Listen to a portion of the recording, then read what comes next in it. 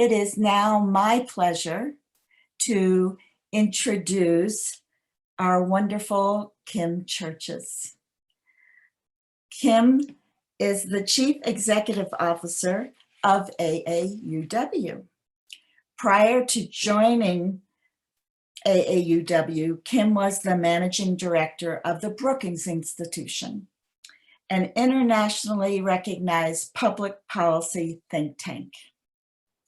Kim also served as Associate Vice Chancellor at the University of Denver, a Director of Development at the University of North Florida, and a Division Director at the American Heart Association. Kim is widely recognized for her success at working collaboratively in education, as well as for capacity building for grassroots and national and international nonprofits. So we've heard the why, and now with Kim, we're hopeful that we're going to hear the what of the plans of AAUW. Kim? Thanks so much, Paula. Hello, everyone. It's wonderful to sort of see everybody and not see everybody. I'm going to be sharing my screen here, and let me just get you all set up here so that you can see it from the beginning. It's really wonderful to be with you all. I think this is the first year since I moved back to the Washington, D.C. area from Denver in 2011 that I haven't been in Colorado in a year or twice a year. And so it's really good to be with you all, albeit virtually. Today, I'm going to be talking a little bit about how we're going to, you heard the why, as you know, from Drew earlier, and now we can talk about the how and the where and the when, and get into some of the specifics as to where we are going as an organization, particularly as we are about to be 140 years old this fall, which is pretty extraordinary in and of itself. So let me kick off here. I do want to make sure I can save some time should there be questions. So I'll move fairly quickly through this, but want to assure Paula, Susan, and everybody that I will make the PowerPoint available to you should you wish to refer to it later. And so a lot of this is on the website as well. But I don't have to tell you all that the past 14 months have been unlike any other that we could ever have possibly imagined, and certainly unlike any other in AAUW's history. From the global COVID pandemic that we're still climbing our way out of, to demonstrations over police brutality and systems, to the extraordinary structural and systemic racism, to the threats to democracy and the Capitol riots here right in my town of Washington, D.C. on January 6th of this year, to the extraordinary economic downturn that has devastated people of color and women. Our world has truly been changed forever. But to adapt in real time, to pivot and be relevant to all of this that is happening to us and around us, AAUW has also had to change, moving our national staff to permanent telework and all of our programming virtual, while keeping our mission core to what is facing women and girls right now, today, tomorrow, and over the past 14 months in all that we do. I'm so pleased that so many of you have been joining us for our very regular webinar series of AAUW and the town halls for members, and we hope you continue to do so. Through our member webinars, as well as our new Equity Network webinars, we've reached now about 40,000 people through these webinars just in the past 14 months. I'm showing you what's on our website, and it was also came out in our 2020 recap of all that we did. Again, this is on the website, but this was as of December 31st, and you can see some of the stats right here. But we've been able to engage with all of you in far greater ways than we ever could when I was just flying on planes or jumping on trains or driving to visit branches, states, leadership conferences, and the like through AAUW, and much more regularly. I've heard that a lot from our members, that they feel like they know the national board and the national staff better, even as we're just looking at each other through Zoom screens, because there's a lot more regularity. Our core work also continues, and you'll see that 3.6 million in the bottom left of your screen in the white box. That was during the pandemic. Last April, we awarded over 200 recipients for their 2020-2021 academic year fellowships. Just last week, we awarded $4.8 million to almost 270 recipients, the largest amount we've been able to do from the endowment in women's graduate support in more than a decade. So we were really excited about that, all of that done virtually. We've obviously trained now, this was again as of 2020, much more than 180,000 in Work Smart and Start Smart. We've done a lot of really rich policy work, even as we can't march inside of our state legislatures or on the Hill with our feet, but we are doing it through letters, emails, Zooms, and phone calls very regularly. And you see over 62,000 letters just last year. What we've really proved, I would say, over this past year is that you don't need to do things the exact same way to have mission impact. I'm just going to say that again. We don't have to always do things the way we've always done them to have great mission impact, and that the past is not always prologue to what is needed today and tomorrow. We can and must adapt and meet today's moments and needs towards our vision of equity for all. And I want to just emphasize that flexibility is going to be all the more important as we turn 140 this year and as we look ahead to our 150th birthday at AAUW. Some of you likely have not been able to sign on at the time of our member webinars, but I want to assure you all of them are available to you on the website, and you can access them just on the membership page and scroll down on the aauw.org website and look at what's coming up, including just this coming week, as well as review past ones. And a lot of branches and states are using those recordings, playing maybe the first 20 minutes of them, and then having a local panel about a lot of those topics too for virtual branch programming. And I hope you can consider that as well. So we've all been through this. We know that since the beginning of this, as we've rolled out together in this, that overwhelmingly women of color have lost more jobs than men during the pandemic. Industries dominated by women like nursing, retail, restaurants and grocery, leisure, hospitality, childcare, and part-time work have truly been hit the hardest. Overall, women have lost millions of jobs in this recession, but it's really important to note that we've net 1 million jobs more than men lost in this pandemic. Very different in this economic downturn than that of 2008, 2009.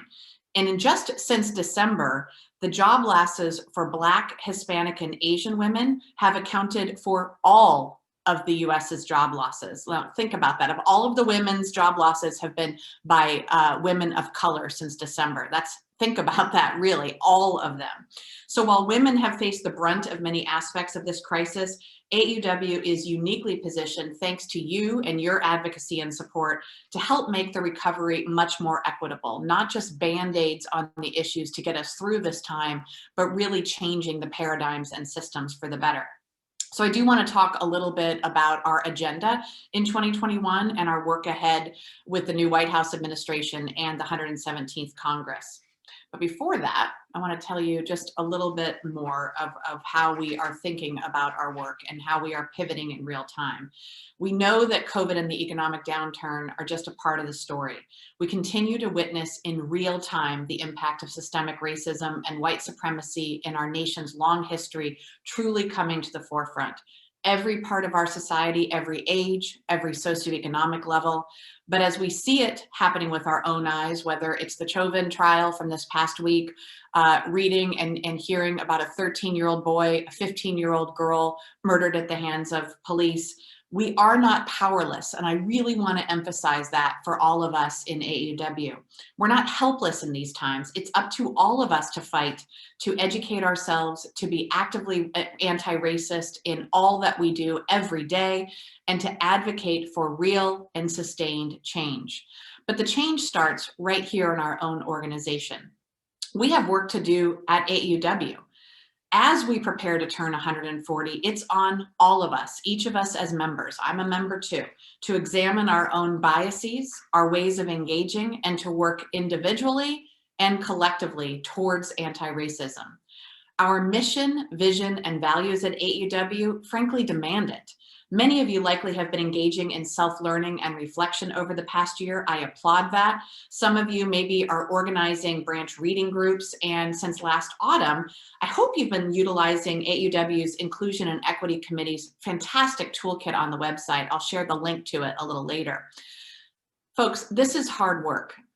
Being anti-racist in all we do, of eradicating biases and barriers that have been a part of our society for more than 400 years, it's not going to happen overnight. It's not a toggle switch we just turn on or off. It won't be finished with just one training or one book or one article you read. To be anti-racist is lifelong work, and we owe it to our nation, to our children, our grandchildren, to get it right and get to work. So let me talk just for a second about what AAUW is doing amid all of these crises, and what can our policymakers do at the federal and state level to rebuild ways that ensure equity for all. Now, you know that the American Rescue Plan is being implemented. You know, too, there's an American Jobs Plan, an American Family Plan, and we're working, I'm actually in White House briefings with the Council on Gender Policy head, Jen Klein, who's a dear friend, and had been at Time's Up prior to that, before this appointment to the White House. And so we meet, a group of CEOs in the gender equity space meet every Friday at noon to talk through what's ahead, what's occurred over the past week, and how we'll work in coalition to move forward. One great example of that is our hard work to get the Paycheck Fairness Act passed in the House of Representatives about a week and a half ago with bipartisan support, and we're actively working on the Senate level right now. So let's talk a little bit about our wish list for this year, because let's be honest, it's a long laundry list of things that need to be changed, given that our eyes are wide open to the nation's inequities and what are facing people of color and women in this nation. So we know that going back to the old normal wasn't working for most people.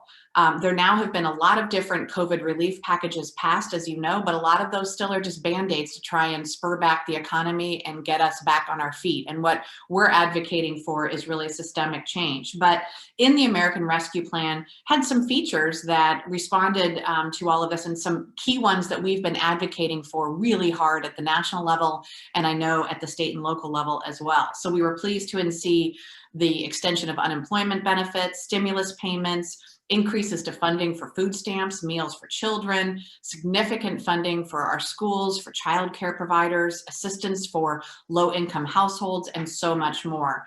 But to actually provide women and families with the support they need, again, it needs structural change in addition to immediate relief.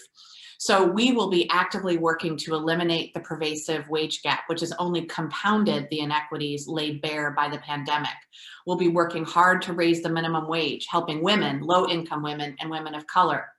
We'll be advocating more and more, as you'll see and hear more about just in this week with a joint session, paid family and medical leave, and high quality and access to affordable childcare.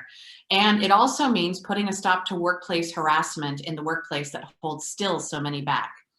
So I do want to say, in addition to a lot of those economic security issues, education is still at the forefront of what we do at AAUW. And you see the red in STEM there. And I want to tell you that we're ratcheting up our work in STEM at AAUW too. About 5 weeks ago, we hired our new head of STEM, our STEM director at AAUW. Her name is Dr. Lachelle Hatley. And literally she's on week 5 at AAUW, but is already off to just an incredible start. She left a tenured position at a university to join us in this work. And let me just tell you, having worked in academia, that doesn't happen very often, that people would leave a tenured position to come and work on policy, research, and programs to scale. And she's got a wealth of experience working in HBCUs, historically Black colleges and universities, program innovation and taking them to scale, and research. She's a passionate STEM professional who's worked with students across a broad age spectrum, particularly with girls in underserved communities, faculty of color, and HBCUs. And she really works to demystify STEM and to also make sure we're plugging some of those gaps that still exist. So she'll be bolstering all of our work in STEM, particularly with that emphasis on women and girls of color and access. And you'll be hearing more about that this summer and fall. I want to talk to you a little bit more about the rest of our fellowships and grants and programs work.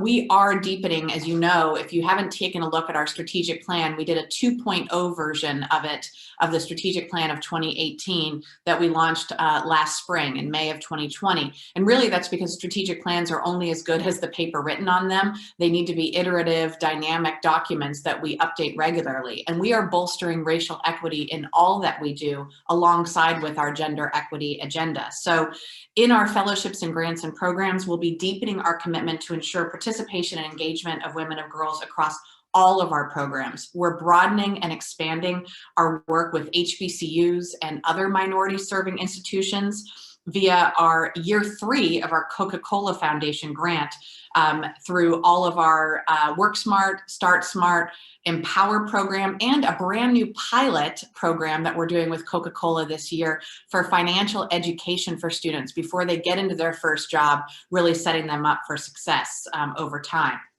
And we're expanding a lot of our economic security training beyond the Coca-Cola Foundation grant as well in a new partnership with the city of Pittsburgh and many others. I did mention earlier that with our fellowships and grants that we just awarded a couple weeks ago, the largest amount of funding to the largest amount of women internationally and through our American fellowships in more than a decade. And we're thrilled to welcome that new class of outstanding applicants, and you'll meet many of them, I know, over the course of the next year. Our alumni, just like Dr. Yolanda you see here, are participating in a lot of our most popular webinars. And so if you haven't seen some of those, again, go to the membership page and take a look because they've been truly powerful webinars, engaging thousands of participants and supporters in rich and important discussions about educational and professional success, as well as racial equity and inclusion. So hope you can join us for that. Let me move, I'm losing my little mouse. There we go. We've also been really pleased to see that we've been launching some great new research over the course of this past year, and you might have heard a little bit about it. Those of us in Washington, D.C., there are a lot of us who still care about facts and analyzing facts to be able to get to systemic change and positive practices and policies for the future. So we really have been focused on pragmatic recommendations for change through this. And just in the last couple of months, just since January, we've updated and you'll see new research, including this new report in the middle, Factory Flaw, that just came out in February, March, about the attrition and retention of women in the manufacturing. And spoiler alert, it turns out women leave manufacturing much more than men do because of systemic biases against them in the manufacturing industry. And you can read more about that on our website. We also partnered with the EOS Foundation, which is the one in the bottom right here, on a new analysis of the nation's premier research institutions. 130 academic institutions, universities deemed R1 on the Carnegie scale, meaning they're at the creme de la creme of research in our nation, on the pay and leadership gaps at the very top of these public and private institutions. Education can in a lot of ways be a great path to economic security, but the report clearly shows how far away we are from parity. Research will remain foundational to our work, allowing AAUW to move forward with our programs and our policy advocacy priorities. You can definitely see more about these underneath Explore Our Issues on the website. Now, many of you as members are interested in what we're doing beyond just the new AAUW website to really improve our outdated infrastructure and to have visible benefits for members starting this year. Some of you might remember a few years ago when I joined, when I started digging into AAUW, we had not been investing in our systems or our infrastructure for a very long time, and it showed. I joke, and I mean it just to keep my sanity, that it's like an old MacGyver episode, that basically our database systems were held together with a piece of gum and a paper clip and some duct tape because they were homegrown systems. And to be a 21st century modern institution that can be very based on how users use our website, not just members, but the general public as well, we really had to make some improvements on both our website as well as our CRM. So really thrilled to tell you that with updating that national website last year, we began offering a lot more digital content. The Inclusion and Equity Committee, as I mentioned, I'd share that link for you, launched just a terrific DEI toolkit, and that'll be continued to be added to over time, but you can reference it in that link down below.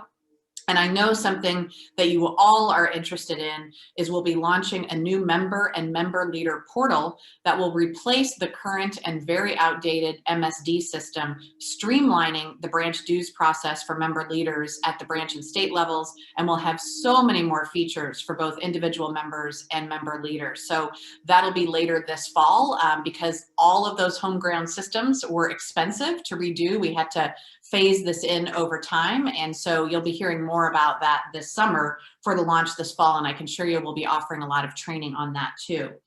All of these infrastructure changes will ensure better communications, better data, and better value for all of you. And as I always say, if we put bad data in, bad data comes out. And if we're not using modern technology to get us there, it's so much harder for us to remain connected. So I do want to say a quick cheers to our fantastic 5-star program, and a big shout out to Aurora, Longmont, Littleton, and Lakewood. And I'd love to encourage the state of Colorado to consider applying for 5-star as well. We have had now actually over 62 branches since this presentation was put together have achieved 3 to 5 stars. Aurora has achieved 5 stars. And the state of Virginia actually already completed all 5 stars in the program. It has been underneath evaluation as we look at this on a year-to-year basis. This is a way, really, it's not meant to be a burden. It's a way to hone in and use our strategic plans so that you can still be very based in your own communities, your own zip codes on the issues facing women and girls there, but also tie that thread back to national so that we're all remain interconnected on the major priorities under our mission, vision, and values. So you will be hearing more about the next phase of the 5-star program. And no, you don't lose your stars, and you won't lose any of your past achievements in any way. But the program is designed for branches and states to continue striving for success in each of the 5 areas and ensure that your advocacy is timely and relevant to issues impacting girls and women today. And so it's kind of like higher ed when I worked in higher ed, or for lawyers needing to do continuing legal education. It's kind of like a good housekeeping seal of approval award on an annual basis, showing that we're all in this together. So I know you'll be hearing more about that very soon. Now, I don't have to tell you all what our mission, vision, and values. You all have been learning it, living it, and advocating on behalf of it for years and years. But I do want to say it's a good reminder as to what our mission, vision, and values are, that our values of inclusion and intersectionality, that we have a vision of equity for all, that we want to advance equity for all women and girls through our work. 100% of the national staff and the national board is absolutely behind the push to open up membership to align our mission, vision, and values with our restrictive and non-inclusive membership requirement around educational degrees. Folks, frankly, we cannot be champions for equity if we're treating people unequally. It just does not work. And let me just say that in our early work at AAUW, we filled a truly needed niche. The initial purpose was, quote, for practical education work, for maintaining the high standards of education at AAUW in our very, very early work in the late 1880s. But now women today have been out earning men for decades at all levels. We've been out earning them at the associate level, the bachelor's level, the master's level, doctoral, medical schools, law schools, etc. We've won the battle in higher education, but times have changed and AAUW must change with them. I said it before and I'll say it again. Education is, was, and always will be foundational to AAUW. But our work today must be broader and more inclusive to other issues critical to women's equity, like economic security. COVID has taught us all we are capable of changing. Can you imagine if, back in January of 2020, I had told you all, hey, I'm not going to be traveling anywhere and neither will any of our staff. I'll just see you on Zoom. No, it was unimaginable. But look at how easily we've all adapted. As tough as it's been and as much as we miss in-person meetings, we are still connecting and having meaningful mission impact together. We are capable of changing. Let's make sure AAUW is prepared to meet the needs of millennials, of Generation Z, and of post-Gen Z. We have to ensure the organization we all love is relevant to today and tomorrow. I hear a lot from members against open membership that it will destroy what is unique about AAUW. It's simply not true. AAUW is not unique solely because we care about education for women. AAUW is and will continue to be unique because of all of what we do and how we do it. Our breadth of direct programs, our policy work from a grassroots level, from your own zip code on up to the federal level and back down again. Our fellowships, our grants, we're one of the largest funders in the world for women in graduate work. Our grassroots membership, all of that makes us unique. That will not change if we open up membership. In order to continue to provide support for those who are excluded and marginalized, we have to stop excluding and marginalizing ourselves. We have to live our mission.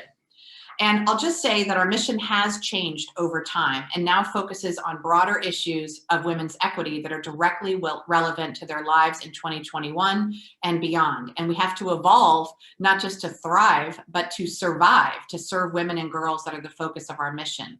A lot of times I hear that our name, that there's a big concern over the name if we change the membership requirement with an educational degree. In reality, AAUW has not represented the totality of who we are for a very long time. A is for American. Well, folks, we've been working internationally for more than 100 years. So actually we're I for international. A is for association. We're not just a membership association. In fact, membership dues only covers 15 to 20% of our annual revenues. So we're more than an association. U is for university. That's been outdated for 16 years, since 2005, when we allowed associate degree holders to be members, meaning the U should have turned to a C for college. And W is for women. We voted to include men into the organization in 1987, and we currently have women, men, and non-binary members. We're about gender equity for all, and we all need to be in the fight. And this is just some photos of your nationally elected board of directors who all believe in that sense of community. There are also those that are concerned about AAUW won't care about education without the degree requirement. AAUW is the nation's leader domestically in graduate fellowships and in the top 3 worldwide in graduate fellowships. These are endowed funds, which means that AAUW will continue to be the leader in perpetuity. None of that will change. We show our support for education by supporting those seeking assistance for it, not by excluding those who do not have a traditional college degree. Some members have bemoaned the loss of commonality if the degree requirement were eliminated. They believe that AAUW provides a community for, quote, like-minded women, and that open membership would somehow diminish that. In truth, this reasoning only serves to exclude women who would otherwise wish to work with us. And also, I will note too, we have independents, Republicans, and Democrats. We're not all like-minded just because we earned a degree. We earned degrees in a multitude of different backgrounds. We all come at this work with our authentic selves, and we need to allow others to do so. And as our work has expanded over time, so too must our community to represent the communities we wish to serve. So let me give you a little to-do list. One, and this is something, my to-do list looks like this every day. I am bolstering racial equity in everyday ways: reading, watching, listening, learning, discussing, using the DEI toolkit, asking yourself, why do we do it this way or think this way? Who could we be excluding if we do it this way further? Is my own unconscious bias influencing our decision-making? Am I working to be anti-racist in all that I do personally and professionally every day? I'd also like to emphasize, there's some branches in the state of Colorado who are not involved with the 5-Star program. Really encourage you to reach out and join us in that national effort. Please continue to join us for the webinars. I love seeing all of your faces, just as I'm seeing you today, but I love seeing you and hearing from you in our national webinars as well, or certainly do continue to review the ones that are recorded and free and available on the website. Consider joining a national committee if you haven't done that. We cover so many different interests and skill sets: finance, public policy, inclusion and equity. It's a great way to meet members, exchange ideas, and build community. And they also provide a great opportunity for leadership development too. And finally, vote. So look, folks, just as you did for the US national election in November of 2020, your voice is your vote at AAUW. We are a democracy. I only get 1 vote in this election. You all each get 1 vote. It's your chance to share your input through your vote and shape our future. And let's go over a few of the key dates for the AUW member vote here for our, not just for our national board, your nationally elected board members, for the bylaws amendment, as well as to vote on our public policy priority. Now, you know that member voting opened up April 7th, and it will close, it closes at May 17th at 5 p.m. Eastern time. So that would be 3 p.m. your time. You have plenty of opportunities to vote. I know many of you have been discouraged not being able to get the email access to it. For many of you, it's because of your own spam filters. So I encourage you to look at spam, but also know that if you accidentally or purposefully unsubscribe from something from AAUW National, whether it was a newsletter or an appeal for funding, by law, I cannot email you. So you would receive a paper ballot, which is still getting out because of the delays with the US Postal Service. But I want to assure you, you have plenty of time to vote. If you need to reach out, I'll give you my email address too if you have not received your ballot yet, but you can definitely reach out to connect@aauw.org or to me directly at churchesk@aauw.org to make sure you have your member ID and your PIN. And don't worry if you got an email as well as a paper ballot. It's still the same PIN. You're just one member and you only get one vote. So it absolutely will be legal. And I can tell you, we actually reached quorum immediately within 2 days of the vote being open. So we're already at quorum, but we want to see even more folks exercising their right to vote in this important year. So please do join us in that effort. As we close out today's session, I want to say a couple things. AAUW's 140-year history is replete with examples of meaningful work that have helped women and girls realize their dreams in education, in the workplace, in the home, in our hallowed halls of government, and every part of our society. But to be relevant today and to ensure we are helping eradicate inequities, we have to make sure we're being relevant to the needs of today. That means working together to build a better society as we come out of the COVID-19 pandemic and never going back to our old normal. It means listening to the needs of girls and women today, not assuming we know what their needs are. We have to sit down and ask questions, and it means focusing our work. I'm so proud of the work we've done together with your support, your advocacy, and hard work. AAUW has been a leader in gender equity, is a leader, and will be a leader for many, many, many years to come with your continued advocacy and support.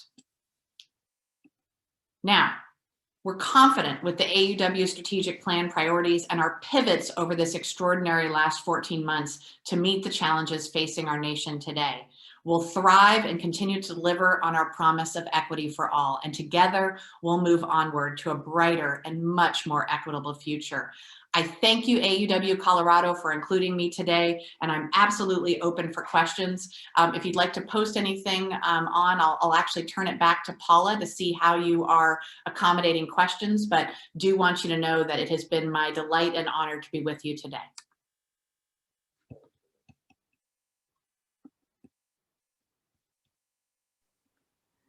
Kim, this is Carolyn Cooley. Hi, Carolyn. I'll start off some of the questions while we're waiting on others to put in questions in the Q&A box. My first question is, what do you believe the ramifications will be to AAUW if the membership requirement is not changed and remains the same? Yeah, look, it's not one of those things, Carolyn, it's a good question, and I do see a couple questions in the Q&A, which I'll be happy to answer as well. But thank you, Carolyn, for that. It's really, really important question. Look, this is not something, we were in the Washington Post Lily last summer. Some of you may have seen the article just about whether or not women's organizations are as equitable as they profess to be. And let's not be naive to know that the majority of our membership is older and white. We don't represent American demography in the same ways as we see. And I will say for millennials, actually I'm 50, almost 51 years old. My generation, Gen X, is not interested in the same way as baby boomers and the greatest generation were in traditional membership organizations. And millennials and Generation Z will just demand diversity and inclusion way more than hashtags. It has to be real. And I will tell you, one of the ramifications could be a story where we're not painted in the best light, that we're seen as elitist and still very centered on white supremacist attitudes of what is needed in a gender equity organization. Because essentially it's saying, if we don't open up and allow others to join, it's saying, we'll advocate on your behalf, but you're not able to. You stand over there and we'll do this for you. And that's not a good story that any of us want to tell. So that's one of the ramifications there, I will tell you. There is, thanks Carolyn for your question. There is a question from Kathy about when our branches will be able to meet in person. I want to be crystal clear on this. It's super duper important. Even as I'm certain many of you are already vaccinated, my husband and I are halfway vaccinated right now. There are still very strict guidelines for, even if you're vaccinated, not to get together in medium or large size groups. So we will continue to follow CDC guidelines around gatherings. And so we will not be allowing in person for quite some time, because we also have to remember a lot of our members are helping to take care of grandkids and the like, whom do not have access to the vaccine yet. The pandemic is still going on. So even if you're feeling like a superhero with a cape on because you have your vaccine, I want to be super, super clear here that we have to follow those guidelines. Why is that so important, even if you're feeling safe?